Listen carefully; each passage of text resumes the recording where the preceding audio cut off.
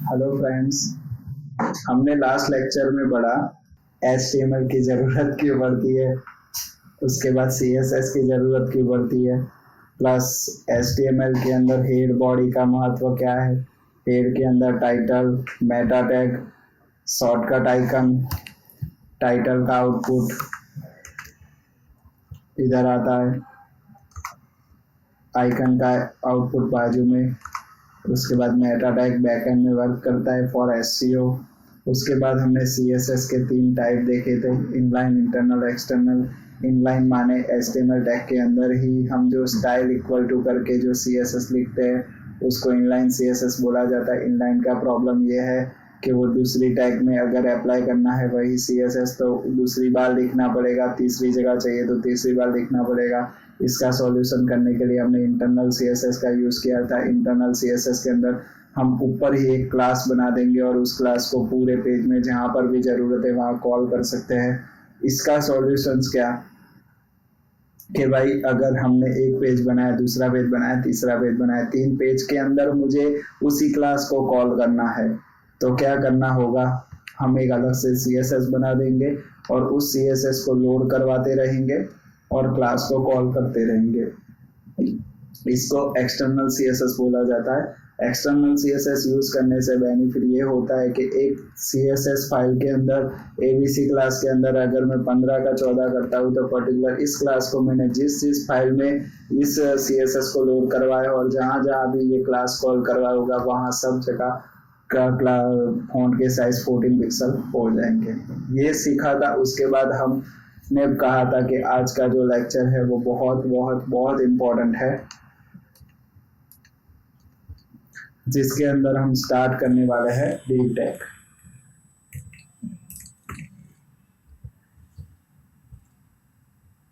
आज के लेक्चर का हमारा टॉपिक है डीप टैग।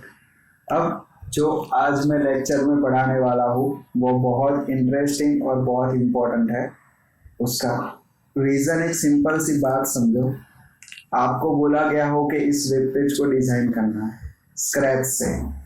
ये जो भी पेज है उस पेज को आपको स्क्रैच से डिज़ाइन करना है विथ इफेक्ट, बराबर। तो आपको समझ तो आना चाहिए ना कि ये देखो ये कैसे ब्लैक पट्टा है, बाद में इधर वापस से ग्रे टाइप का पट्टा है, उसके बाद ये अलग है, बाद में इधर ये अबाउट अलग है, उसके बाद नीचे इमेज लेफ्ट साइड है, राइट साइड टेक्स्ट है। तो पहली चीज तो यही कि आप इसको मैनेज कैसे करोगे, या कोई भी, आज मैं कोई भी फ्री टेम्पलेट ओपन कर देता हूँ,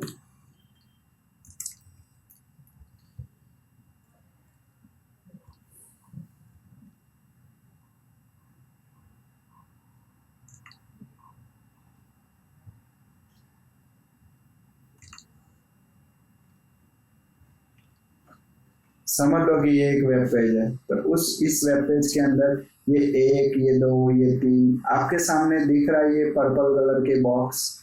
बाद में ये इमेज है, इमेज के नीचे ये है, ये है, ये है। बाद में इधर देखो ये लेफ्ट हैंड साइड इमेज है, राइट हैंड साइड ये पैराग्राफ और ये टेक्स्ट है। तो कहने का पर्पस समझो कि ये कैसे बनता होगा।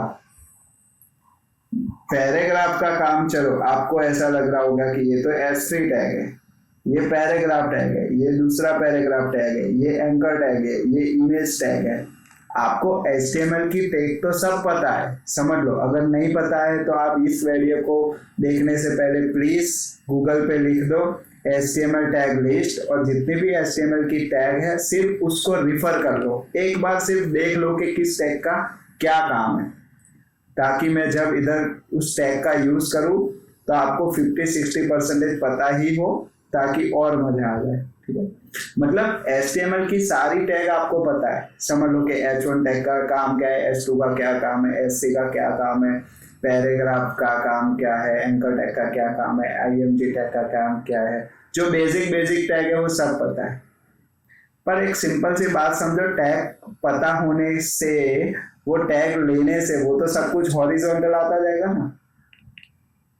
समझ लो कि आपने समझ लो कि आप इस पोर्शन को डिजाइन करना चाहते हो, ये जो पूरा दिख रहा है आपको इधर, इतना आप डिजाइन करना चाहते हो, ठीक है। तो आप क्या करोगे, एक IMG टैग में ईमेल लोगे, उसके बाद S3 टैग में ये लिखोगे, एक पैराग्राफ लोगे, इसके अंदर ये लिखोगे, दूसरा पैराग्राफ लोगे, उसके अंदर ये लिखोगे, इस एंकर टैग को आप इसमें लिखो, सॉरी एंकर टैग में ये आप ये बना दोगे, ठीक है। पर एक सिंपल सी बात समझो कि ये बाजू बाजू में कैसे आएगा, ऊपर नीचे बाजू बाजू पूरा वेब पेज कैसे डिजाइन होगा। तो पहले आपको उस वेब पेज का आर्किटेक्ट मतलब स्ट्रक्चर पता होना चाहिए कि उस वेब पेज का स्ट्रक्चर कैसे बनता है। तो स्ट्रक्चर सिर्फ और सिर्फ स्ट्रक्चर बनाना आपको आ जाए तो उसके अंदर बाद में आपको मरी मसाला माल भरना तो आपको आ ही जाएगा अपने आप। तो आज का लेक्चर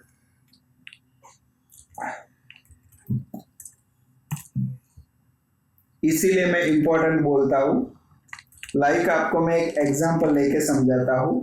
डिव टैग, आज की जो हमारा लेक्चर है उस लेक्चर के अंदर हम डिव टैग पढ़ने वाले हैं, बराबर। तो डिव टैग कैसे वर्क करता है, डिव टैग हमें कैसे हेल्पफुल होता है, वो हम प्रैक्टिकली देखेंगे।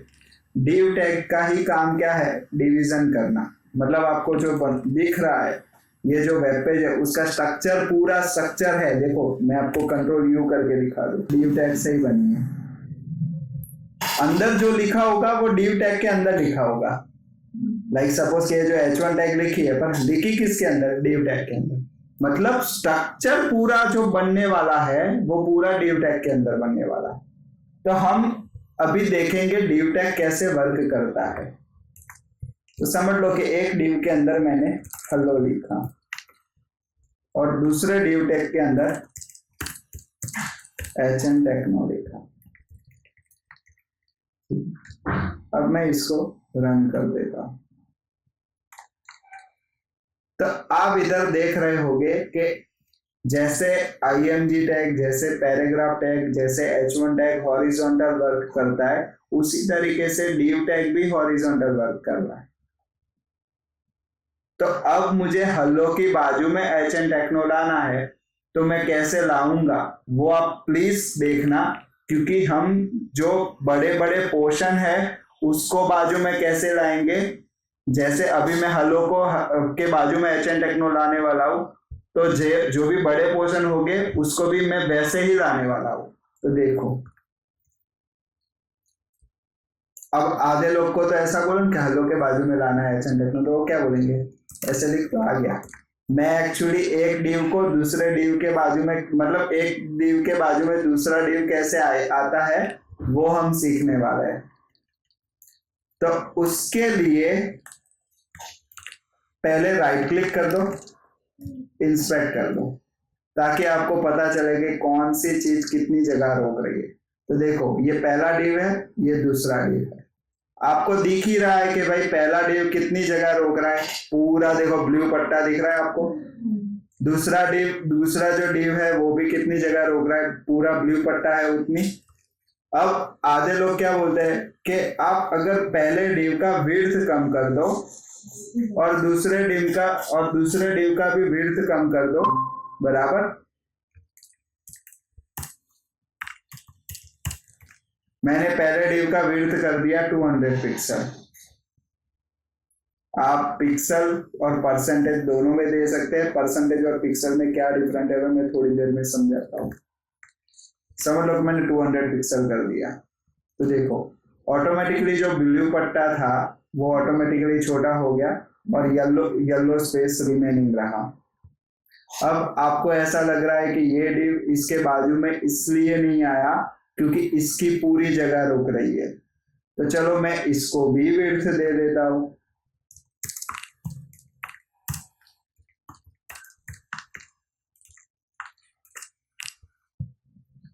इसको भी मैंने विड्थ दिया, इसको भी विड्थ दिया, फिर भी उसकी विड्थ कम होने के बावजूद भी वो बाजू बाजू में नहीं आया। उसका रीजन ये है कि वो जन्म से, मतलब डिव टैग जो जन्म से उसका गुणधर्म है कि नहीं, वो तो बच्चे जैसी जिद करता है कि नहीं मैं मेरी विड्थ छोटी करो बड़ी करो, मुझे कितना ही रखो, मैं तो हॉरिजॉन्टली वर्क करने वाला हूँ। देखो इसीलिए तो ये क्या बोल रहा है कि मैं जो येलो स्पेस मतलब रोक रहा हूँ बराबर। अगर कोई आकर मेरी इस येलो स्पेस को भी निकालेगा तब जाके मेरी जगह इतनी ही बनेगी जितनी मेरी है। फिलहाल तो मेरी जगह कितनी है, पूरी।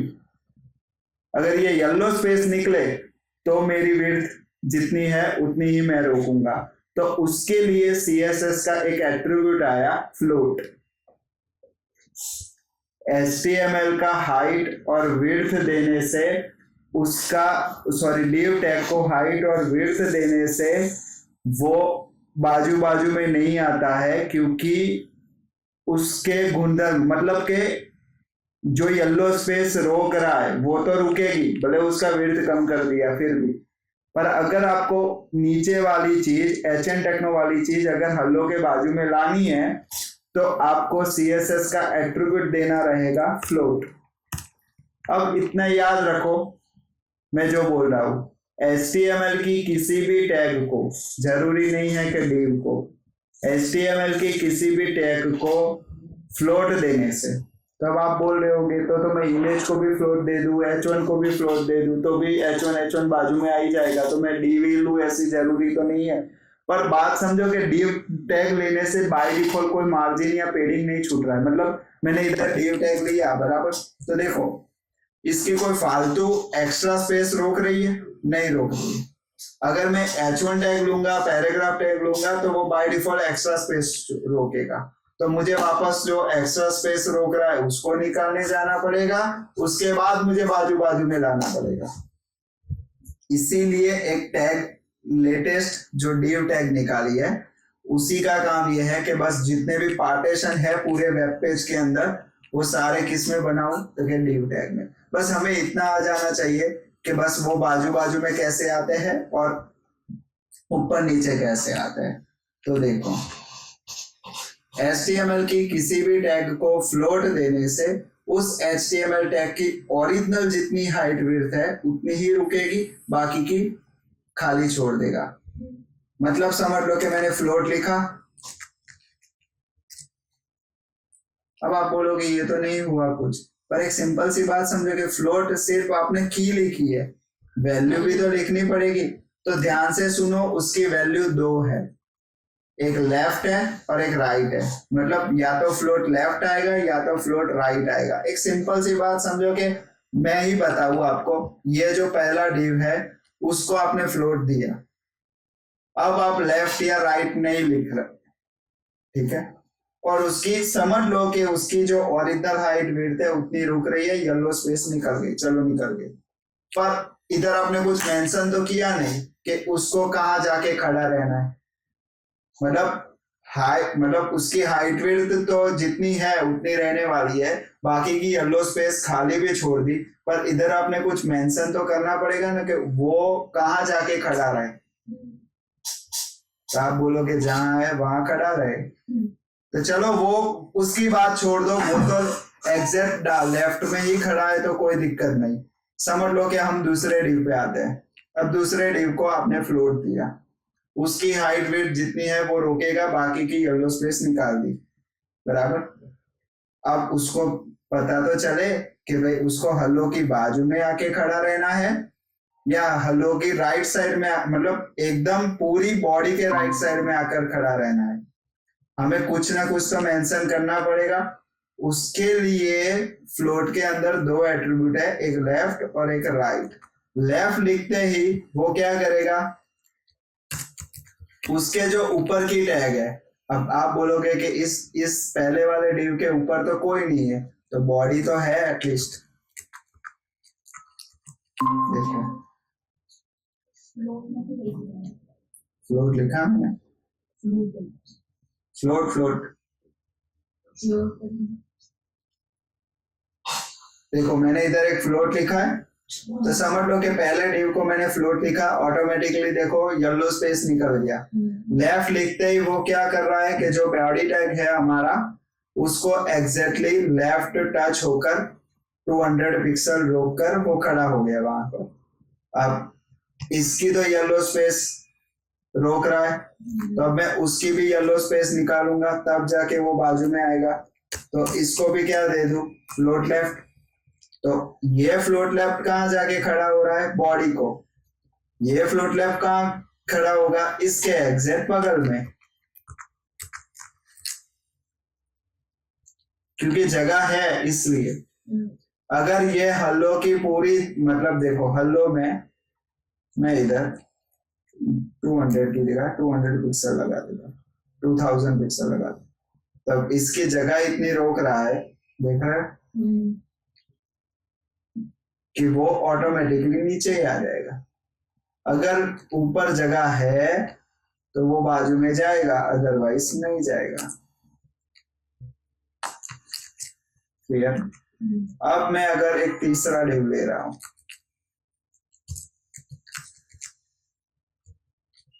हेलो एचएन टेक्नो,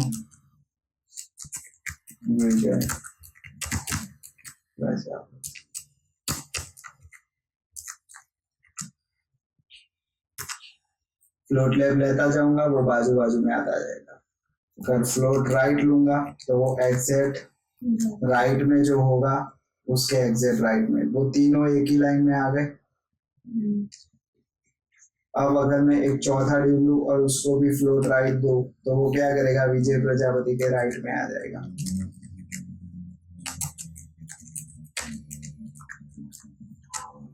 विजय प्रजापति के भी राइट में आ जाएगा। अब मेन चीज अब सीखनी है, ध्यान से समझना प्लीज।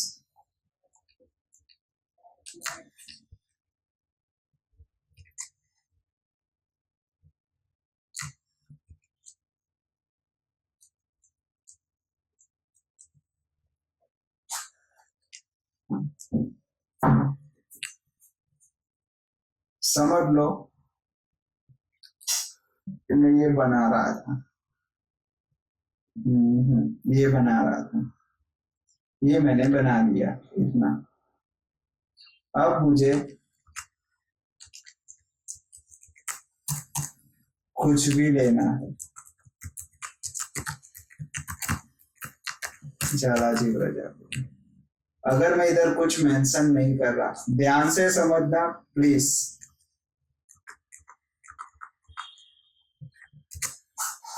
तो वो क्या करेगा? झालाजी प्रजापति को इधर लाकर खड़ा कर देगा, क्योंकि एचएन टेक्नो और रिंकू प्रजापति बीच में क्या है? जगह है, इसलिए वो झालाजी प्रजापति उधर आकर खड़ा रहेगा। अब मुझे झालाजी प्रजापति एक्चुअल चाहिए था नीचे से, मतलब कहने का पर्पस समझ लो कि ये हमारा खत्म हो गया, पहला लाइन खत्म हो गया। अब मुझे ये जो अबाउट एचएन टेक्नो है वो नीचे है लेफ्ट साइड, भले इधर जगह है, देखो इधर ब्लैक, ये हमारा विजय प्रजापति हो गया, इधर राइट साइड हमारा पोर्शन बन गया, बीच में भले ही जगह है, फिर भी वो अबाउट एचएन टेक्नो इधर नहीं आ रहा है, अबाउट एचएन टेक्नो नीचे से आ रहा है। तो उसी तरीके से मुझे भी झालाजी प्रजापति नीचे से चाहिए, और झालाजी प्रजापति के बाजू में कुछ चाहिए अरविंद प्रजापति। तो अरविंद प्रजापति तो ऑफकोर्स नीचे से आ रहा है, ठीक है, पर झालाजी प्रजापति अरविंद प्रजापति के बाजू में चाहिए मुझे। तो इसका सॉल्यूशन क्या? तो मैं अगर इसको फ्लोट लेफ्ट दूंगा विड्थ देके, अगर फिलहाल तो मैं मैन्युअली कुछ भी विड्थ दे रहा हूँ आपको समझाने के लिए, विड्थ 200 पिक्सल फ्लोट लेफ्ट ले लिया, इसमें भी विड्थ 200 पिक्सल फ्लोट लेफ्ट ले लिया, तो समझ लो कि ये तो अरविंद प्रजापति और झालाजी प्रजापति दोनों इधर आ गए, क्योंकि इधर जगह थी इसलिए। अगर मैं कुछ तीसरा ले रहा हूं, अगर उधर विड्थ अपने आप खत्म हो जाती है,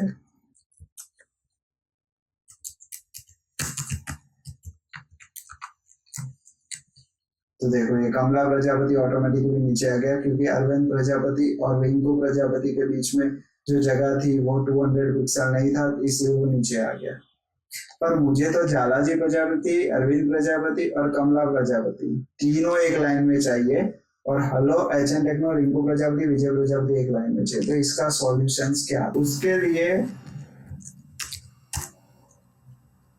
मैं क्या करूंगा? एक मेन डिव बना दूंगा,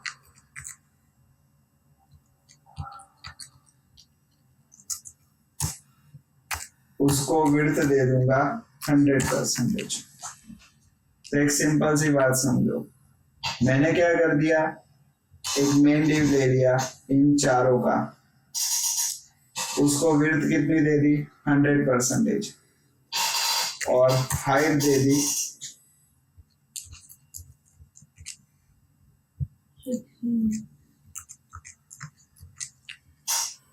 तो वो क्या करेगा देखो 60 पिक्सल का हाइट और विड्थ 100% रोक लिया तो ऑटोमेटिकली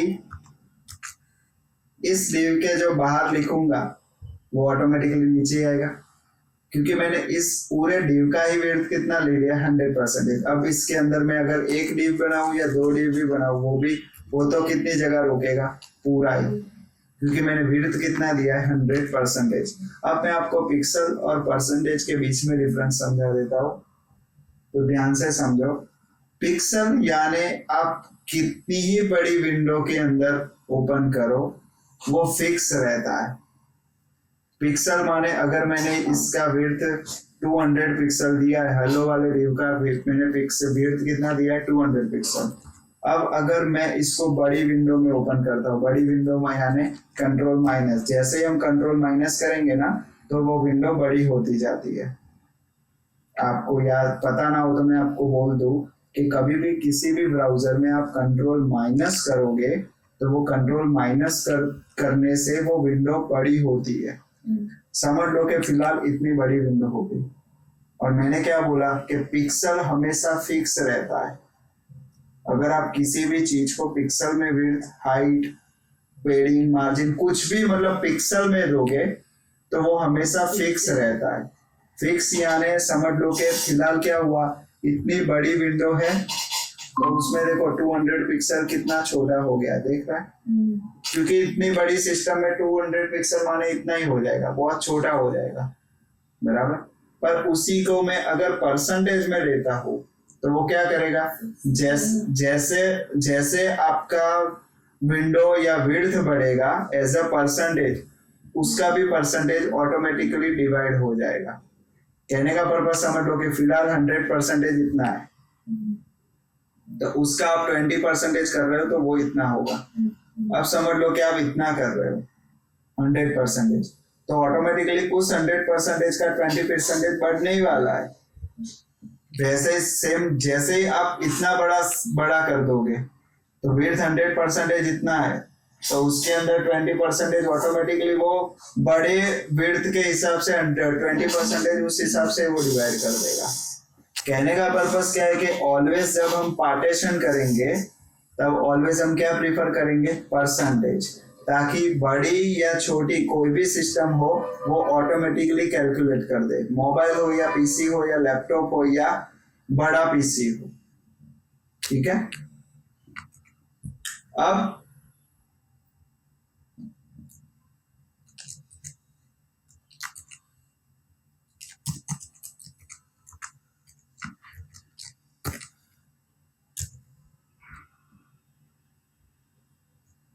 ये एक div हो गया हमारा, ये एक div हो गया हमारा। अब अगर मैं कुछ भी बनाऊंगा इसके बाद तो वो ऑटोमेटिकली नीचे ही आने वाला है, कुछ भी x y z, क्योंकि उस हमने जो div लिया था वो पूरी जगह रोक ही दे रहा है। यस अब मैं आपके सामने एक छोटा सा एग्जांपल देता हूँ और बनाता हूँ आपको किस तरीके से घर से प्रैक्टिस करना है div के पार्टीशन का, ठीक है। मैं आपको एक स्टार्ट करके दे देता हूँ।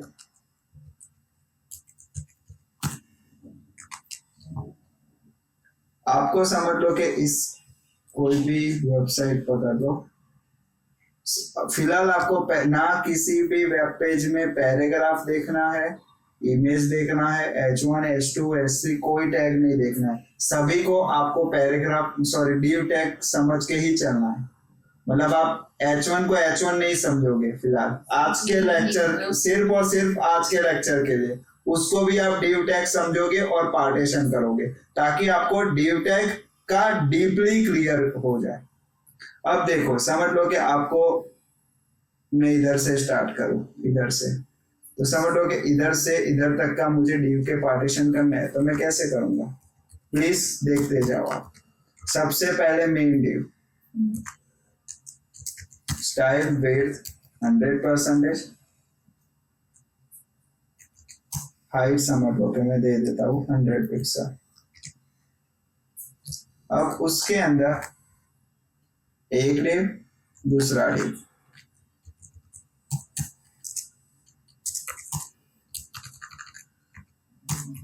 विड्थ 40%, हाइट 100 नहीं, समझ लो कि 20%। तो अब ध्यान से समझो, मैं आपको सिर्फ परसेंटेज और पिक्सल के बीच में डिफरेंस करवाना चाहता हूँ आज के लेक्चर में, प्लस पॉइंट डिव के पार्टीशन क्लियर करवाना चाहता हूँ। अब मैंने जो ये 20% लिखा वो कैसे कैलकुलेट करेगा? जो ये डिव है, ये डिव है, ये डिव है, वो किस डिव के अंदर है? इस डिव के अंदर है। तो वो इस 100 पिक्सल को क्या गिनेगा? 100%। तो ये जो 100 पिक्सल है वो इस डिव के लिए क्या बन गया? 100%। और ये जो 100% है वो उसके 20% गिनेगा। आपको सिर्फ बैकग्राउंड कलर लेना है और कुछ नहीं लेना है, मतलब और कुछ अंदर लिखना करना नहीं है, सिर्फ परसेंटेज करना है। अब आपको ये करना है, सपोज ये वाला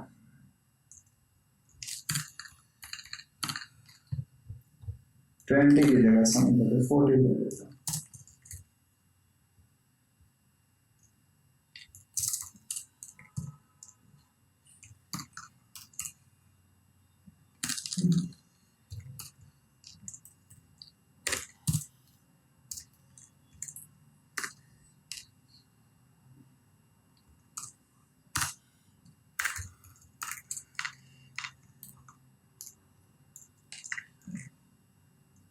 तो ये पहला पोर्शन हमारा बन गया। अब हम ये पोर्शन बना रहे हैं, तो उसके लिए वापस से मेन लिख,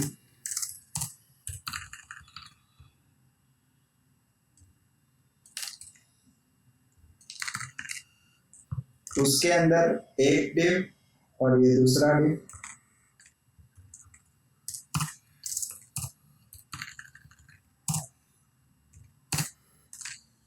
तो इसको भी मैं 40% या 45% ले लेता हूँ, इसको 55% ले लेता हूँ, या तो 50-50 ले सकता हूँ। 50% float left, background colour green, height दे देता हूँ 320। अब ये राइट साइड वाला पोर्शन, तो जो बाहर का होगा उसका तो 50% फ्लोट लेफ्ट, मतलब उसके बाजू में लाना है। बैकग्राउंड कलर नहीं देना है, बैकग्राउंड कलर निकाल दिया, हाइट दे दी 300 पिक्सल। अब उसके अंदर 1 2 3 सिर्फ इतना ही बना रहा हूँ। आपको सिर्फ ये सीखना है कि मैं अगर मेन वाले डिव के अंदर आया तो वो चाइल्ड हुआ, चाइल्ड के अंदर आ रहा हूँ तो वो चाइल्ड के अंदर अगर मैं कुछ भी बनाऊंगा तो उसके लिए तो वो चाइल्ड ही 100% है। अब देखो,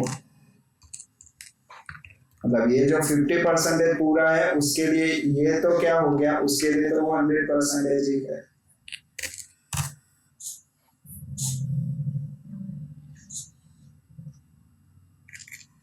मैं इक्वल पार्टीशन कर देता हूं।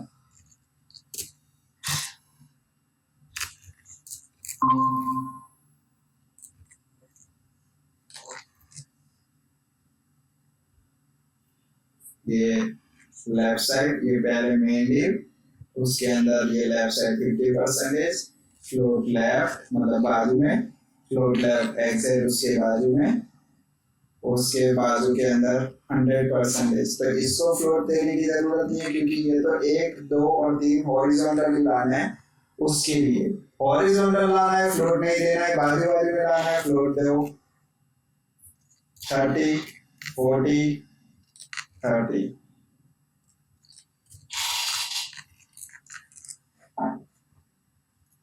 समझ लो ये पोर्शन हो गया हमारा। अब उसके बाद समझ लो कि 100% है तो 100% ले लो, बात खत्म करो। अब ये है एक मेन डिव है, उसके अंदर 1 2 3 4। आपको बस ऐसे पार्टीशन ही आज करने हैं और कुछ नहीं करना है। प्रैक्टिस प्रैक्टिस प्रैक्टिस, सबसे पहले मेन लीव, ये हमारा मेन लीव हो गया, उसके अंदर 1 2 3 और 4 लीव, देखते जाओ मैं बनाता जाता हूँ। अंदर जगह कैसे रुक रही है, अंदर की साइड जगह, बाहर की साइड, वो सब कुछ नेक्स्ट लेक्चर में। 25% फ्लोट लेफ्ट, 25% फ्लोट लेफ्ट। अब उसके अंदर 1 और 2,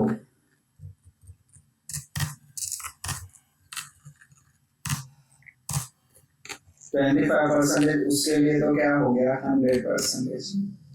फ्लोट लेने की जरूरत नहीं है। हाइट समझ लो के 90 पिक्सल रहता, बैकग्राउंड कलर श्याम,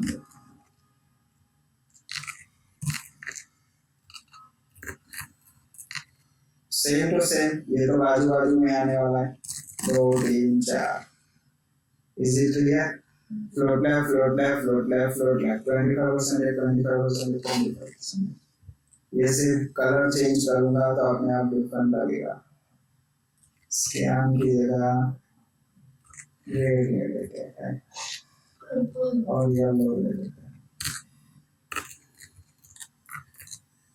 ठीक है। और अब वापस से इसी को कॉपी करके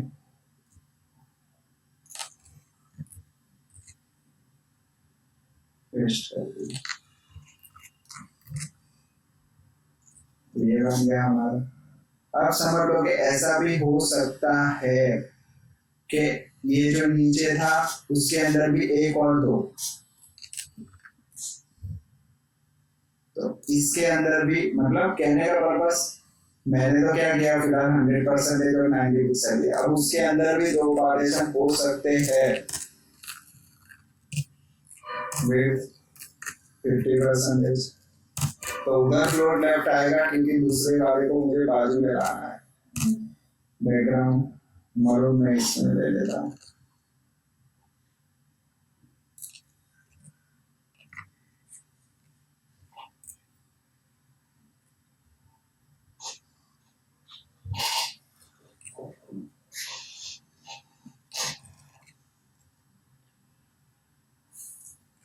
हाइट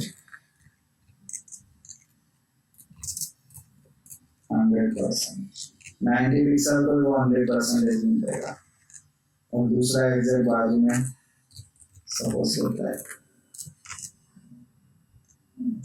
समझ रहे हो मैं क्या बोल रहा हूँ? समझ लो कि यही चीज लास्ट वाले में भी चाहिए, सेकंड वाले में नहीं चाहिए, लास्ट वाले में चाहिए, तो लास्ट वाले में डाल देता हूँ। सॉरी, इधर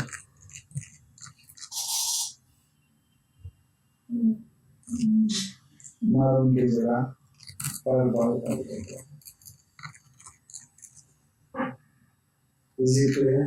आपको इसी तरीके से मेन लीव के अंदर कितने पार्टीशन कर सकते हैं, ऊपर नीचे, उसके अंदर भी पार्टीशन। आपको आज के लेक्चर से एक तो विड्थ का परफेक्शन आना चाहिए, लीव के पार्टीशन के परफेक्शन आने चाहिए, इस लीव को बाजू में कैसे लाया जाता है उसका परफेक्शन आना चाहिए, मतलब float left float right, height width pixel percentage, उतना परफेक्शन आ जाना चाहिए। तो आप कोई भी बड़ा पेज ले लो, आप थीम फॉरेस्ट पे जा सकते हो, थीम फॉरेस्ट पे बहुत सारी वेबसाइट आपको मिल जाएगी। themeforest.net ओपन करके उसके अंदर HTML में किसी को भी आप ओपन करोगे, लाइक समझ लो कि नॉन प्रॉफिट में जाओगे तो ये बहुत सारी आपको वेबसाइट में देखने को मिलेगी। आप किसी को भी प्रीव्यू करोगे तो आपको एज अ प्रैक्टिस के लिए बहुत सारे पेजेस मिलेंगे। आप किसी भी होम पेज को ओपन कर लो, अब देखो आपके सामने ये पूरा होम पेज इतना बड़ा है, तो क्या इतने बड़े पेज के आप पार्टीशन करोगे तो आपको बहुत सीखने को मिलेगा कि एक लीव के अंदर दूसरे लीव के अंदर तीसरा लीव, चौथे के अंदर पांचवा, छठा, सातवां, आठवां। आप समझ लो कि यही चीज आपको बनाने को बोली हो, इधर से लगाकर इधर तक बनाने को बोली हो, तो आप कैसा करोगे? सबसे पहले मेन लीव, उसके अंदर देखो एक है दूसरा है, तो एक और दूसरा है, और इधर देखो ये है और ये ऐसे है। तो आप इसी पेज का पार्टीशन, ये लिंक नोट डाउन कर लो, इस पेज को आप है ना पूरा div का पार्टीशन करके आओ। नेक्स्ट लेक्चर में आपके जो भी कंफ्यूजन होगा वो मैं सॉल्व कराऊंगा। आज के लेक्चर का जितना भी पढ़ा है वो आप नेक्स्ट लेक्चर में कंफ्यूजन या कुछ भी हो पूछ सकते हो। ठीक है, थैंक यू, जय श्री कृष्ण।